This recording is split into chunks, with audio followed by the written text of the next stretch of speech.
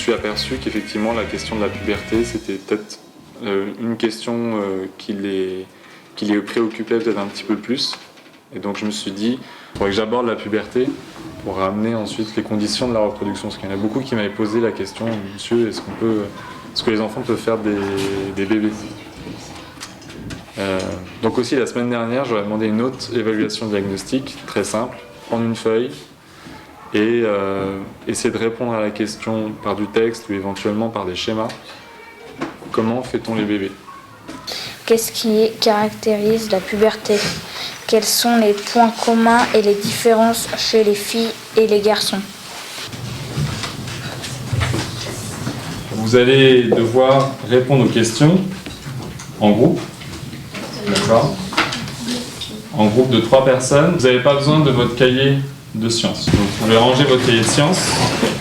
Vous pouvez toujours garder ce document avec vous, si vous voulez. Vous allez former des groupes de 3 élèves. Je sais que c'est un sujet où vous avez encore du mal à pouvoir en discuter entre vous. Donc c'est pour ça que je vais vous laisser faire les groupes librement. Oui. Quels sont les points communs et les différences chez les filles et les garçons? Vous allez essayer de répondre à ces questions par une analyse de documents. Alors comment avez-vous choisi vos documents? D'abord j'ai regardé dans toute la bibliothèque, que ce soit ici ou les manuels, tous les documents qui pouvaient parler de la puberté. Alors il y en a certains que j'ai sélectionnés, d'autres que j'ai pas sélectionnés parce que qui n'étaient pas adaptés à l'âge. En règle générale, donc j'ai pris deux chapitres de manuel pour cycle 3 sur la puberté.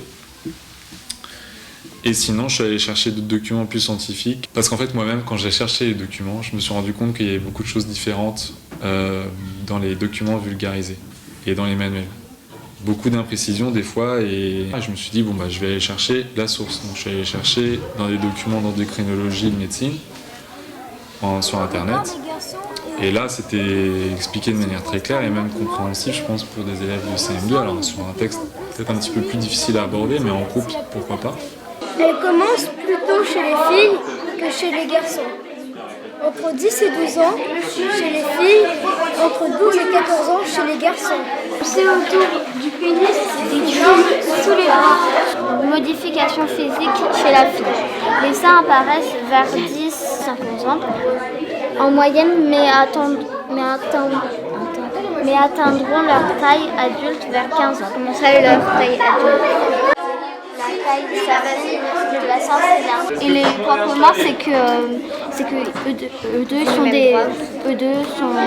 ont les mêmes droits et eux deux sont des êtres humains.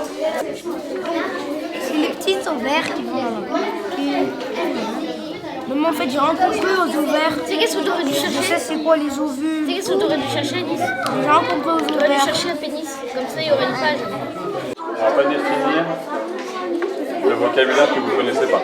Ah ouais, mais s'ils mettent des trucs confusants, On reviendra dessus après. une question. Il y a des choses que tu comprends. Ah ouais, j'ai un petit doute. J'ai un tout petit doute. Le pubis, c'est au-dessus du sexe. Et la verge. Ça, c'est une partie de l'anatomie du sexe. Ça, on reviendra dessus précisément. La verge. Il y a du vocabulaire sur lequel on reviendra plus tard. Aujourd'hui, c'est pas la question de savoir qu'est-ce qui est quoi exactement. D'accord? C'est juste de savoir dans les documents qu'est-ce qu'on vous dit sur la puberté. Par rapport au vocabulaire, donc vous saviez que le vocabulaire allait faire obstacle, donc vous l'aviez prévu. Est-ce que vous pensiez qu'ils connaissaient déjà le vocabulaire? Voilà, qu'est-ce que vous aviez... quel était votre objectif par rapport à ce vocabulaire? Je suis parti... Je me suis dit qu'aujourd'hui, j'avais pas travaillé vraiment les définitions du vocabulaire. Il y en a qui m'ont même demandé, monsieur, c'est quoi les règles? Les filles, ils ont des règles. Ils ont les règles. L'apparition des règles chez les filles. Qui c'est qui a dit les garçons? Attention, c'est un règle. Il peut y avoir plusieurs significations. D'accord? C'est pas dans le sens de règles, les lois. Oui. On traitera exactement de ce que sont les règles après. Aujourd'hui, ce que je voudrais, c'est que vous arriviez à tirer les informations, même s'il y a des mots de vocabulaire que vous ne connaissez pas, mais que vous arriviez à dire, visiblement, il y a des des règles ou d'autres choses dont on ne connaît pas exactement quelle est la définition, quel est le vocabulaire, et qui apparaissent à la puberté. Je voulais pas, typiquement par exemple pour les règles surtout, j'ai même mis du blanc sur certains passages qui précisaient un petit peu plus ce qu'étaient les règles, parce que je voulais pas que, à travers juste la découverte de quels étaient les changements à la puberté, tout de suite rentrer en matière sur les règles, qui peut être un sujet un peu sensible pour certaines filles qui sont déjà pubères dans la classe.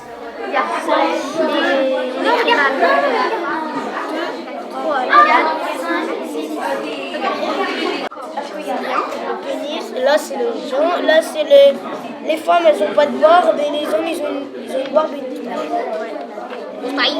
Bah non, il y a que l'acné.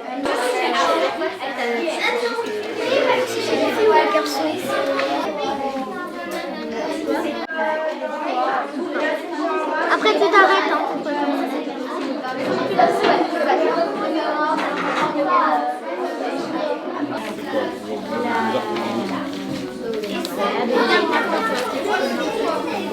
On a mis le vagin, les poils poussent, les seins poussent, le visage, des boutons apparaissent, le vagin, les règles commencent, sous les bras, des poils poussent, le corps s'allonge, la taille ceci s'amincit et leurs hanches deviennent plus larges.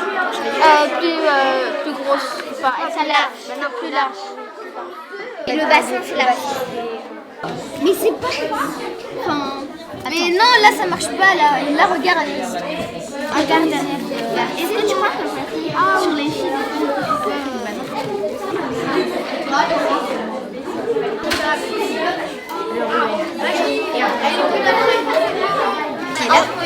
En fait, c'est une sorte de petite bosse. Il y a l'arrière. Et ça fait la voix un peu bizarre. Enfin, c'est comme une montagne. D'accord, comme ça. Mais les filles, ils n'ont pas. C'est que chez le garçon. Alors, les muscles. Ça s'appelle comment ça?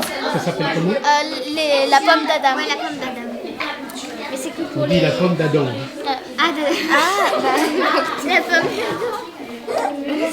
Qu'est-ce que vous attendiez exactement du travail de groupe? J'attendais déjà qu'ils puissent prendre connaissance des informations par des documents sans que ça représente une quelconque autorité ou que ça vienne de moi ou qu'ils en prennent vraiment connaissance, que peut-être ils n'ont jamais été ils n'ont jamais eux eu la curiosité de se confronter à ces informations-là, même si elles étaient disponibles en fait. On va faire une mise en commun de ce que les différents groupes ont pu trouver, filles, garçons, quelle zone du corps et quelles transformations visibles vous avez pu tirer des documents. D'accord.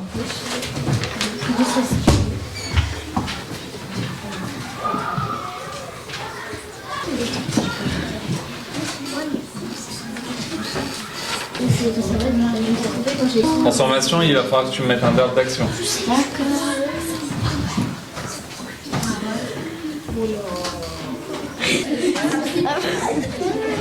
Ok.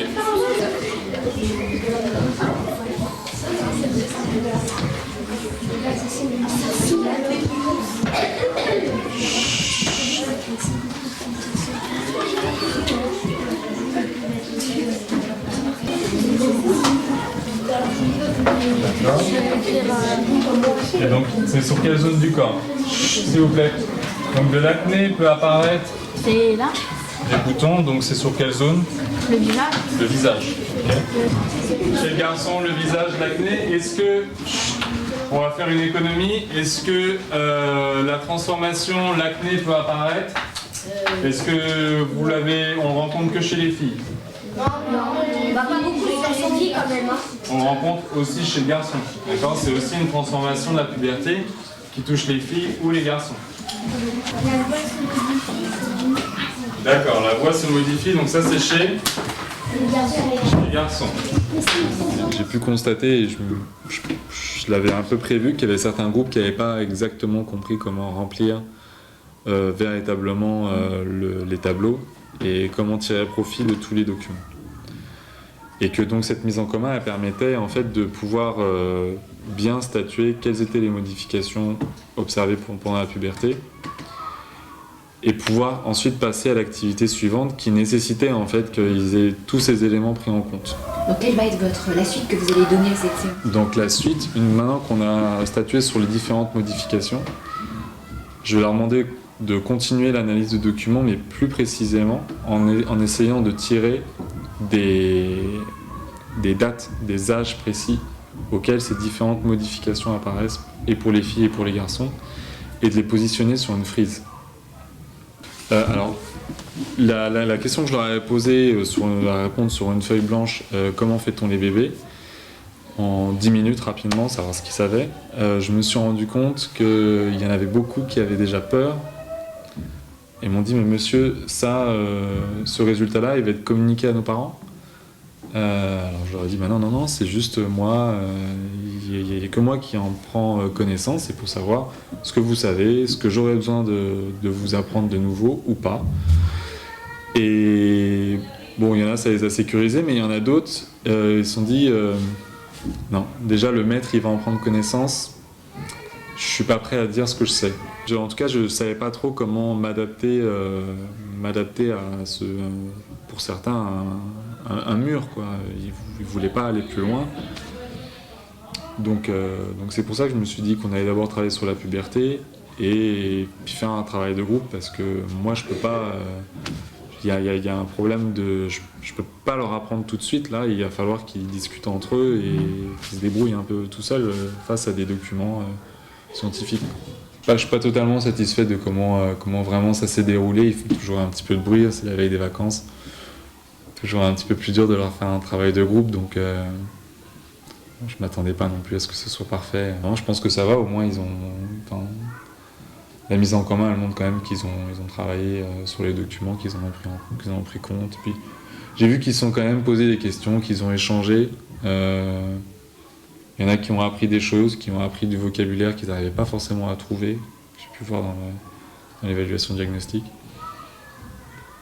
Et puis je les ai laissés se mettre comme ils voulaient, former les groupes qu'ils voulaient. Finalement, j'ai bien vu que majoritairement, il y avait les filles ensemble, les garçons ensemble, mais je voulais pas forcer les choses. Déjà, c'était suffisamment difficile pour eux de pouvoir en discuter, mais j'ai vu que ça s'est délié quand même pour pas mal de groupes.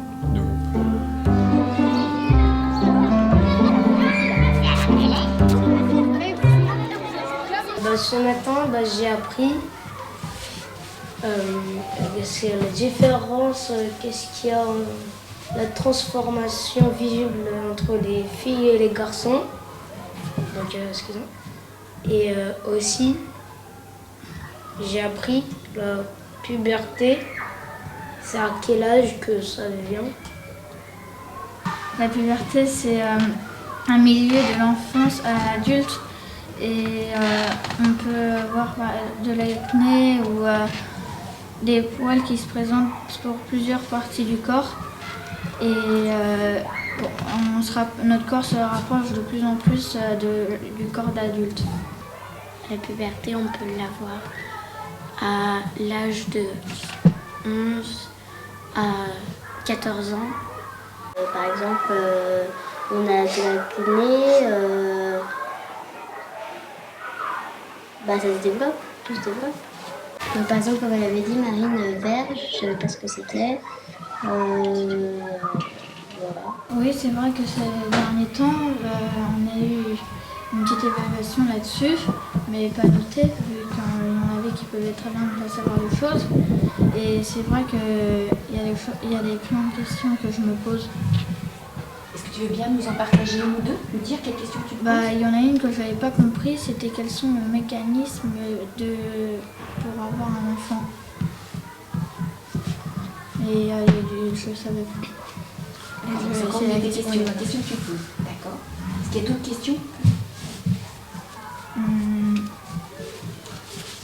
Oui, je pense, mais j'ai un petit trou de mémoire. Eva, tu te souviens des questions que le maître avait posées dans cette petite La évaluation? première, comment on fait les bébés. Puis après, quel est le mécanisme pour faire les bébés. Et moi, j'ai pas répondu à la deuxième parce que je savais pas. Moi, ce que j'ai beaucoup aimé en sciences, c'était les planètes.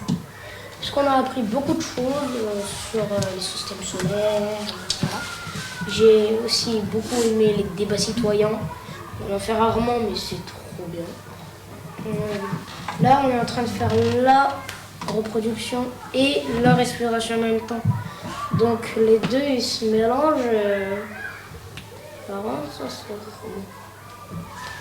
Moi, ce que j'ai le plus aimé en sciences, c'est la digestion.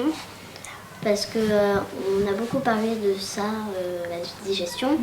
Et on avait fait sur des animaux. Donc, comme j'adore les animaux, je voulais savoir comment le mécanisme de la digestion par rapport aux animaux. Donc ça, j'ai beaucoup aimé. Une fois, on a aussi fait une dissection de... le père d'Enzo, vu qu'il est bouché, il avait ramené un poulet ou un truc. Non, tu veux que je peux dire? C'était l'estomac du poulet. Voilà, avec, et donc l'estomac du poulet. Voilà. Et dans son estomac, on avait vu des cailloux, des graines, des choses comme ça. En fait, le poulet, il mange des cailloux parce que quand il prend ses graines, son estomac n'arrive pas forcément à le digérer. Du coup, les cailloux écrasent les graines, comme ça il peut mieux digérer. Parce qu'en fait, les sciences, c'est une matière de découverte. Grâce aux sciences, on apprend vraiment beaucoup de choses. Et j'aime vraiment ça. C'est vraiment bien comme matière.